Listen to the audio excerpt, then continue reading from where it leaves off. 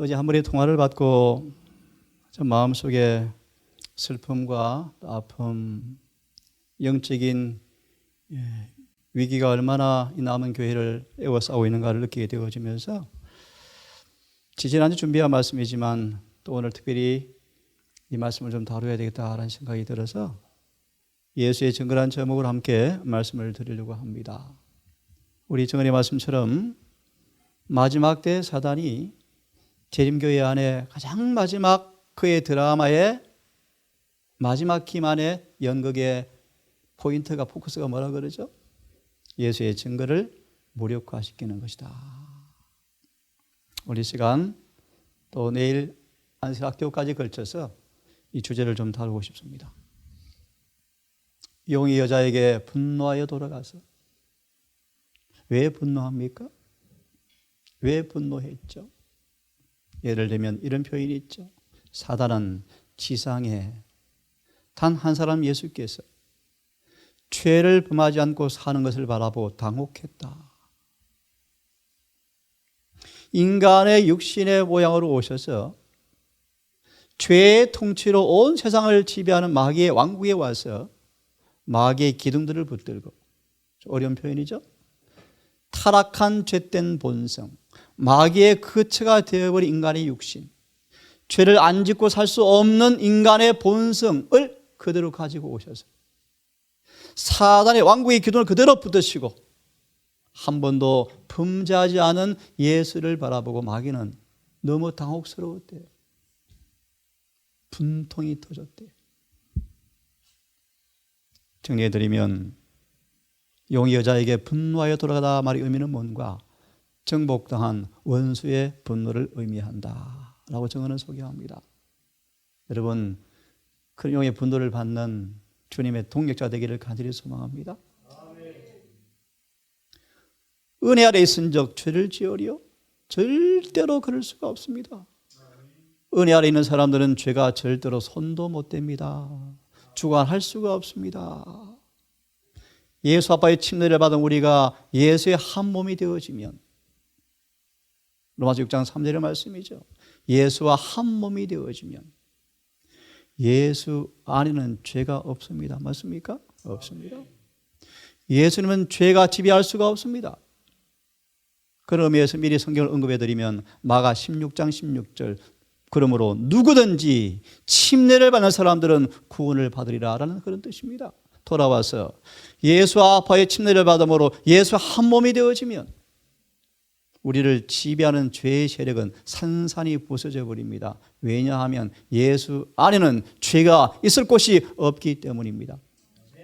그러므로 그의 죽으심과 아파하여 침례를 받고 장례를 치르고 새롭게 태어난 사람들은 죄의 몸이 멸하여 다시는 죄에게 종으로 타지 않습니다. 성경은 분명합니다. 다시 말합니다. 용이 여자에게 분노하더라. 지금 남은 교회를 바라보고 사단은 분노하지 않습니다. 오히려 짝하고 있죠. 남은 교회 한복판에서 예수의 증거가 부인되어지고 있습니다. 어제 우리 6월절 소망을 보았습니다. 12살 어린 예수님이 성전에 들어가셔서 랍비들, 학자들, 학사들을 토론하면서 그들이 이해하지 못했던 하늘의 신비한 빛을 어린 소년 예수가 성령의 감동으로 쫙 풀어주자 그들의 해석이 지지를 받고 있지 못하다는 사실을 자각하고 깨달았지만 그들의 욕망을 부추겨주는 말씀이 아니라는 사실을 깨닫고 예수의 기별을 거절한 사실을 보았죠. 자, 다시 돌아옵니다. 용이 여자에게 분노하여 돌아가더라. 이제는 여자의 남은 자손, 곧 하나님의 계명들을 지키는 사람들, 예수의 계명을 지키는 사람들, 긴 시간이 없습니다. 예수님처럼 죄를 승리하는 사람들, 죄를 짓지 않는 사람들과 더불어 싸우려고 나가더라. 그들은 예수의 증거도 지키고 있더라. 오늘 시간 그 말씀을 좀 드리려고 합니다. 예수의 증거, 예수님의 그 증거, 예수님의 그 증거는 성령의 음성입니다. 대언하시는 성령을 통해서 말씀하십니다. 다시 말하면 성령의 음성을 통하여 예수께서는 증언하십니다. 예수의 증언한 말을 그대로 기억하면 성령을 통해서 말씀하시는 예수님의 목소리 뜻입니다. 다시 말합니다. 예수의 증거가 뭔가? 성령을 통하여 말씀하시는 예수님의 목소리 뜻입니다. 영감은 절대로 등급이 없습니다. 성경은 큰 빛, 예수는 작은 빛, 설명을 드렸죠. 영감은 절대로 등급이 없습니다. 설명해 드렸습니다. 작다라는 말의 의미가 뭐라고요? 상세하다, 세밀하다. 성경 구절 섬에 있는 단어의 섬에 있는 모든 부분을 상세하게 아주 작게 세밀하게 풀이했다 뜻이 작은 빛이라는 뜻이라는 말씀을 드렸죠. 절대로 성경 예언이시는 동급의 하나님의 말씀입니다. 한 안식일의 아침이었습니다. 60여 명이 숲속에 모였습니다. 화이트 장로가 설교를 하였습니다. 오후에 이런 화이트 설교를 하기 위해서 단상에 섰는데 성경절 읽은 다음 성경 해석을 하지 않고 뭔가 특이한 행동을 하셨습니다. 오래전에 보았던 계시가 떠올랐고 모인 수많은 사람들 얼굴을 바라보고 있는데 2년 전에 받은 묵시 가운데 보았던 얼굴들이 있는 걸 보았습니다. 화이선 이렇게 이야기합니다. 저 소나무 곁에서 진 형제여, 내가 다 이름을 알 수 없고 소개를 받지 못했지만 당신의 경험이 내 앞에 분명히 기억이 납니다. 참 놀라운 계시 아니겠습니까? 형제는 타락했었죠. 돌아오셔서 회개하시고 하나님과 동행하십시오 라고 권장합니다. 또 한 자매를 바라봅니다. 이름은 알 수 없지만 2년 전에 보았던 묵시를 지금 잘 압니다. 하나하나 쭉 말씀해 줍니다. 저 뒤편 참나무 곁에 있는 한 형제요, 당신을 대면한 적이 없지만 이름은 알 수 없지만 당신 입장이 2년 전에 내게 밝혀 계시가 된 적이 있습니다. 화이선 이 사람 저 사람에게 2년 전에 받은 계시를 다 말씀해 주었습니다. 그러자 회중 가운데 한 불이 일어났습니다. 나는 지금 화인 여사가 한 모든 말이 사실인지를 알고 싶은데요, 얼굴을 본 적도 없고요, 대면한 적도 없는데 쭉 말씀하면서 이렇게 고백합니다. 아까 말한 처음 사람이 일어났습니다. 자신의 자행자제의 모든 죄를 고백하고 회개하고 예수님과 동행하겠다고 결심을 피력합니다. 성령이 임하였습니다. 그 교회에 부흥이 일어났습니다. 그 후에 침례를 베풀었고 이 교회는 든든히 쓰는 가운데서 부흥을 했다고 말씀하십니다. 참 놀라운 계시입니다, 여러분. 무릇 내가 살아가는 자를 책망하여 징계하노니 열심을 내서 회개하라 라는 말씀이 모든 회중에게 떠올랐고, 사람들은 하나님께서 마치 저들을 보는 것처럼 마음을 들여다보게 되었을 때 그들의 진정한 상태를 깨닫게 되었고, 저의 생애가 변화되기를 갈망한 것이었는데 이것이 화이트를 통해 주어진 묵시의 참된 목적이었다 라고 마무리합니다. 또 아무런 한 대학 근처에 여자 기숙사가 있었죠. 그때 화이트이 좀 머물렀나 봐요. 머리를 단정하기 위해서 머리핀을 그물로 된 망을 아마 갖고 있었는데요, 이 기숙사 소녀 아이가 화이트의 머리핀 그물을 갖고 싶은 아마 생각이 들었나 봐요. 그래서 기회를 가지고 물건을 훔쳤습니다. 화이트이 외출하기 위해서 찾았지만 찾지 못하여서 물어보았죠. 혹시 보았니? 아무도 모르죠. 하루가 지났습니다. 엘렌 화이트이 훔친 소녀의 방옆을 지나가는데 성령께서 음성을 들려주세요. 트렁크를 열어보아라. 트렁크를 열어보았습니다. 그물이 있는 것이었습니다. 다시 닫고 닫았습니다. 그런데 아마 시간을 지난 것 같아요. 소녀가 스스로 자백하기를 바란 것 같습니다. 그런데 며칠 좀 있다가 계시를 또 받게 되어졌는데 그 소녀가 이제 들킬 걸 염려하고 그물을, 머리 핀 그물을 석유 등자 속에서 떨어뜨려 태우는 걸 또 계시로 보여줍니다. 아무도 죄를 자복하거나 아무도 본 적이 없죠. 그렇죠? 이 소녀는 발각될까 봐 머리 그물을 태워버렸습니다. 아무도 모르죠. 이걸 왜 이 기록에 두었을까요? 화이트 아이에게 눈을 올려 좀 보시길 바랍니다. 다 계시의 장면을 이야기해 주었고 이 소녀가 자신의 죄를 자복하고 뉘우치고 교정되어서 새 사람이 된 것을 암시하고 있어요. 여러분, 머리 금을 하나 훔친 그 작은 죄, 이것까지 주님께서 관여하셔서 그렇게 바쁜 선지자에게 계시를 주었습니다. 단순히 도둑맞은 물건의 가치가 아니고 한 젊은 여자 기숙사 아가씨, 자기 스스로 옳다고 느끼는 이 아이에게, 그 아이의 품성의 결함을 알지 못하는 그 아이에게 도둑질한 이기심이 그 품성 가운데 있는 그것이 얼마나 큰 문제인가를 알지 못하는 그 아이에게 주님은 이 계시를 통하여 마침내 회개시켜서 변화시키는 경험을 묵시 가운데서 우리가 보게 되어집니다. 이렇게 마무리되어지네요. 그 여인의 생애 전환점이 되었고 깨끗하고 언행일치하는 생애를 보여주었다. 이것이 묵시가 주어진 이유이다. 그래서 교회 적어는 여러분, 할 수만 있으면 반드시 읽으셔야 돼요.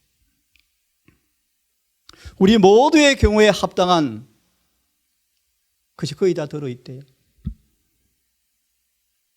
예리시는 말하기를 교회 정언을 가정마다 비치하여 읽으라고 권고합니다. 병원으로 말하면요, CT 촬영하셔서 우리 모든 병을 다 보여주고 진단과 처방을 다 주는 책입니다. 꼭 좀 읽으시기를 간절히 바랍니다. 이 에레시는 성경에 없는 새로운 빛을 주기 위해 주어진 것이 아니고요, 이미 주어진 성경의 진리를 마음에 생생하게 새기기 위해서 주신 빛입니다. 성경을 대신 준 책이 절대로 아니죠. 정언은 하나님 말씀들을 아주 쉽게 누구나 다 이해할 수 있도록 빛을 주신 것입니다. 성경을 더 마음속에 아름다운 단순성으로 깨닫게 해서 깊은 감명을 주기 위해서 정언이 주어졌어요.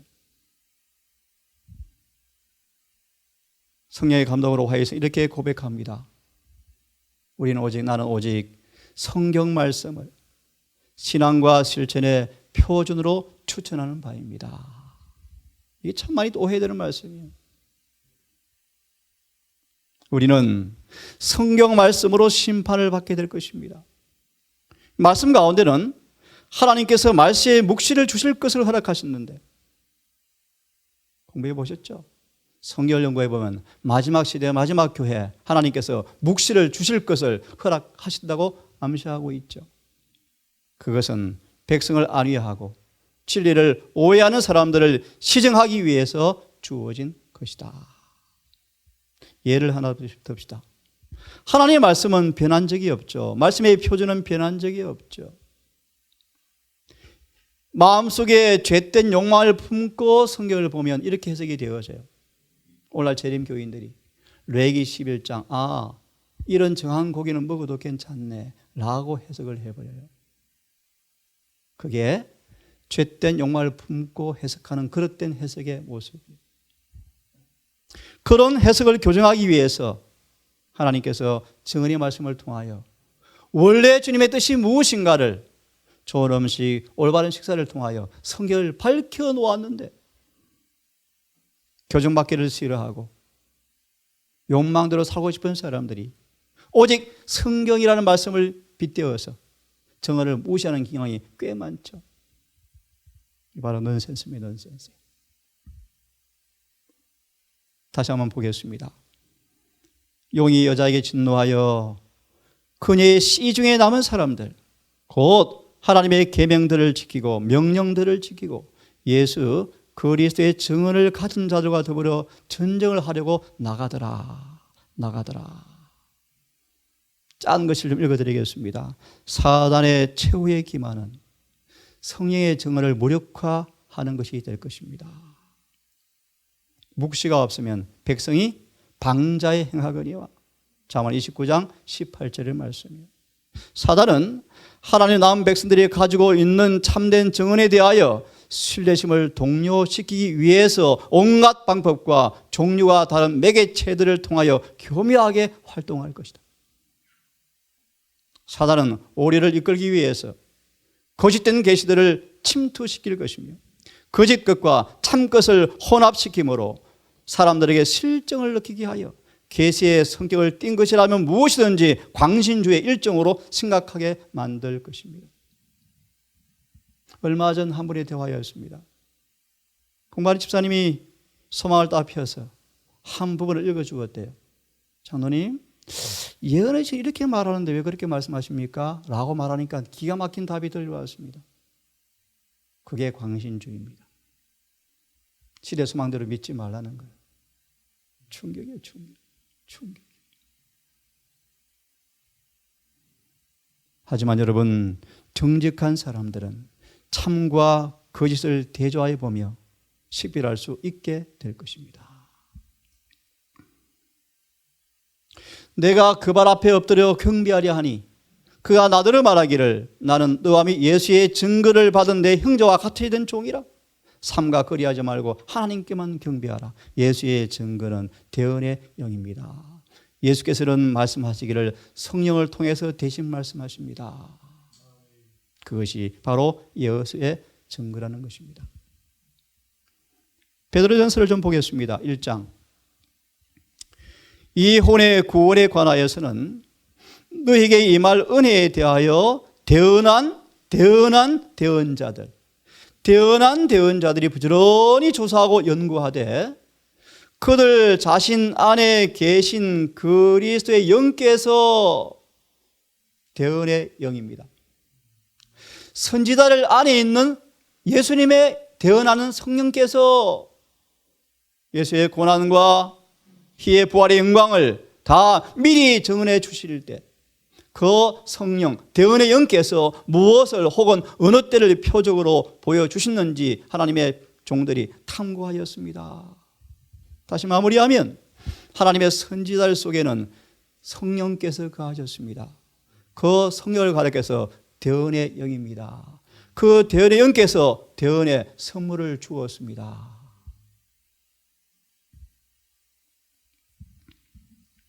잘 들어보세요. 구약을 통하여 우리에게 말씀하시는 소리는 그리스도의 음성입니다. 다시 말하면 예수의 증거는 대언의 영입니다. 예수님은 구약의 선지자들 속에 자신의 영, 성령을 통하여 증거해 오셨습니다. 그러므로 구약의 수많은 선지자를 통해 기록된 성경의 모든 말씀은 예수님의 음성입니다. 그런 말입니다. 다시 마무리하면 우리의 주어진 예수의 증거는 곧 예수님의 뭐라고요? 음성입니다. 한번 잘 들어보세요. 너희가 그 안에서 모든 일, 구변과 모든 지식의 풍족함으로 그리스도의 증거가 너희 속에 견고케 되어서 예수의 증거를 주신 목적이요 모든 은사에 부족함이 없이 우리 주 예수 그리스도의 나타나심을 기다리게 하기 위해서 예수의 증거를 주었습니다. 주께 너희를 우리 주 예수 그리스도의 날에 책망할 것이 없는 사람으로 끝까지 견고케 하기 위해서 예수의 증거가 주어졌습니다. 너희를 불러서 그의 아들 예수 그리스도 우리 주로 더불어 교제케 하신 하나님은 참 미쁘신 분이십니다.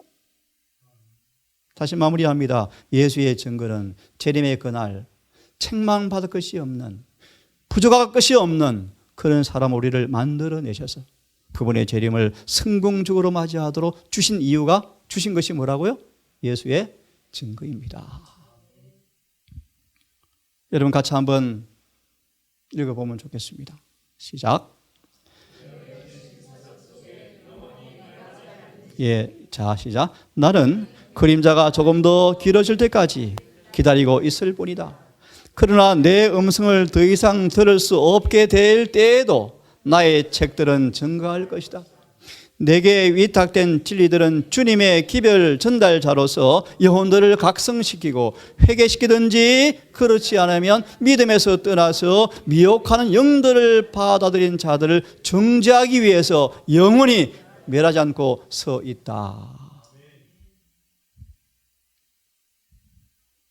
가려법문결 3권 30페이지는 성경과 예언신의 저자가 누구다고요? 성령입니다. 저자가 같습니까? 네, 같습니다. 옛날에 하나님께서는 선지자를 통하여 사도들의 입을 통하여 사람들에게 말씀하셨는데 오늘날 그분은 당신의 성령의 증언을 통하여 우리에게 지금 말씀하십니다. 여러분 우리 곁에 지금 누가 계십니까? 예, 성령의 음성이 있어요. 성령의 음성. 예수 음성이 있습니다, 여러분. 다시 보세요. 보다 작은 빛. 사람들이 거의 성경에 주목하지 않기 때문에 주님께서 남녀들을 보다 큰 빛으로 인도하기 위하여 보다 작은 빛을 주셨습니다. 이걸 좀 더 쉽게 말하면요, 전과를 주었습니다. 성경은 교과서면 예언이시는 뭐라고요? 전과책입니다. 머리가 멍청해서 교과서를 이해를 못해요. 흥미를 못 느껴요. 전과를 보니까 너무 쉬워요. 이런 관계예요. 이런 관계. 성경은 교과서, 예언에서는요 전과. 이게 작은 빛이라는 뜻입니다. 교과서의 페이지 속에서 수학 공식이 전개되어 있지만 자세하게 설명이 어렵잖아요. 이 부분을 전과를 보면 어떻습니까? 자세하게 풀었죠. 그런 의미가 작다 뜻입니다. 성경과 증언의 관계를 설명합니다. 보실래요? 영어를 제가 생략하고 작은 빛이란 말의 의미가 뭐냐 하면 교훈에 교훈을 더하고 경계에 경계를 더하고 여기서도 조금 저기서도 조금 하면서 자세하게 성경을 잘게 세밀하게 밝혀준다라는 의미가 작은 빛이라 뜻입니다. 오리를 교정하고 진리가 무엇인지를 상세히 설명하기 위해서 주어졌으므로, 예를 들면 요한일서 4장 1절을 보시면 적 그리스도에서 경고하고 있죠. 그것이 뭔가를 잘 몰라요. 예언서를 펴면 자세하게 나와요. 상술하기 위해서 주어졌다. 이것이 백성들 앞에 제시가 되어야 한다. 주님께서는 진리를 지적해서 많은 것들을 드러내셨으며 이것이 정론이 너희는 이리로 행하라고 하신다 라는 말의 의미가 작은 빛이라 라는 의미를 잘 설명해 주고 있습니다. 이해하셨죠? 다시 상술, 상세하게 설명해 주기 위해서 예수의 증거가 주어졌습니다. 예를 들면 히브리 9장 14절, 6장 20절 21절, 10장 19절, 이런 해석 때문에 이 교회를 떠나는 분들이 많아요. 신학자들이. 그런 히브리에서 나오는 구절들을 오해하고 그렇게 해석하여 재림교회 목사였던 사람들도 교회를 떠난 사람들이 많아요. 그런 부분들을 예언신을 딱 펴면 딱 정확하게 해석이 되어 있어요. 오해할 여지가 없어요.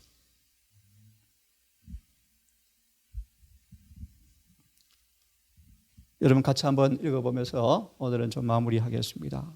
성경절을 비교하면서 연구하라. 한번 같이 읽어보겠습니다. 시작. 누구도 기만당하지 않게 하기 위하여 우리에게 분명한 예언의 말씀을 주셨음을 감사해야 한다. 예언이 아니고 대언의 말씀을 주었음을 감사해야 한다. 그 다음, 지금 이 세상에는 이단과 거짓이 널리 있음을 우리는 안다. 우리는 또 진리가 어떤 것인지를 알고 싶어 한다. 단지 성경을 읽는 것만으로는 진리를 알 수가 없다. 성경 절들을 비교 대조해 가면서 공부해야 한다. 우리는 이 길을 잃지 않기 위하여 스스로의 힘으로 성경 공부를 해야 한다. 이 땅에는 온갖 종류의 이슬들이 많아서 많은 사람들이 길을 잃고 헤매이나 진리는 단 하나뿐이다. 많은 사람들이 그대에게 와서 진리가 여기 있다고 말할 것이다. 그러나 그대에게는 혼자 힘으로 성경을 연구할 수 있는 특권이 있다.